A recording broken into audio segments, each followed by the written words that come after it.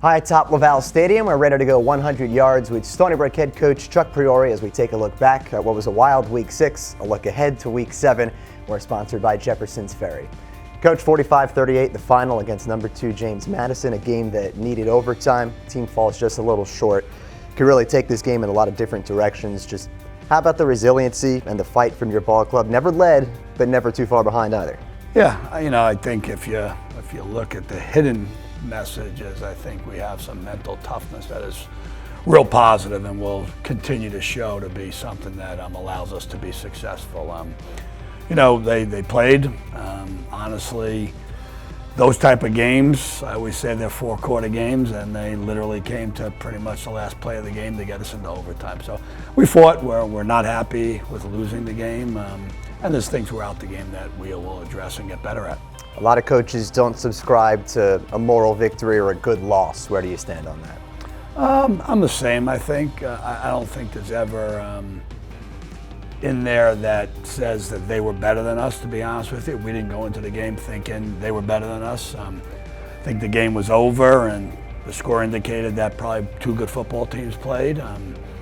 There were things during the game that if executed properly on their end, they probably feel they would have been in more control, and certainly on our end, we would have been in more control.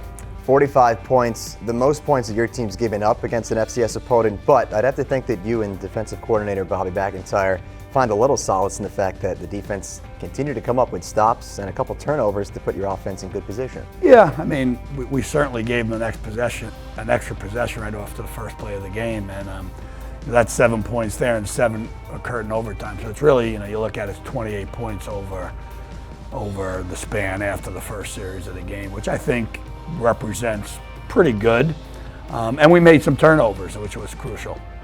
For the second straight week, Tykel Fields drives the team down late fourth quarter to set up, this time not the win, but at least the tie. What was going through your head? What was the atmosphere like on the sidelines? Nick Courtney hitting a career-long 46-yard field goal to send it to overtime.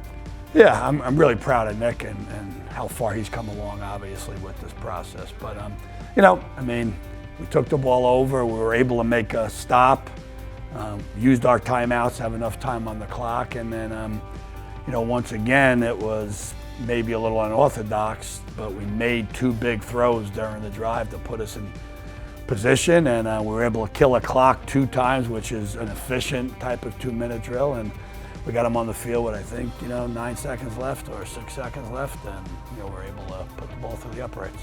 Stony Brook now at 1-1 in conference play. What do you say to the guys after a game like that? Again, it's a loss, but not necessarily a bad one. Yeah, well, I think they said it best when we came and met in the end zone, which we do after every home game, and been a lot of home games in a row that have been wins. As they were walking in, they said, "Let's forget this one.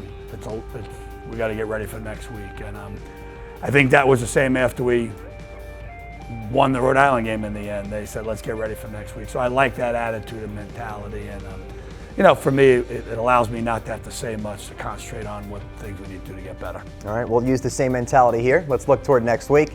A Week 7 matchup against New Hampshire. It'll come right back here at Laval Stadium. What to expect from the Wildcats? Good football team. They're on a 3-game winning streak. A freshman quarterback now has got 5 games under his belt, so he's no longer a freshman.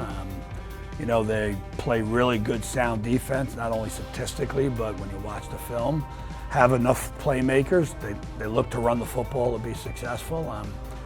We've always had great games against them, and excited about the opportunity to have another home game, obviously. Stony Brook 4-2 overall, 1-1 in the conference. Look to get back into the win column this weekend when they take on New Hampshire. Coach Chuck Priore, as always, we thank you for the time.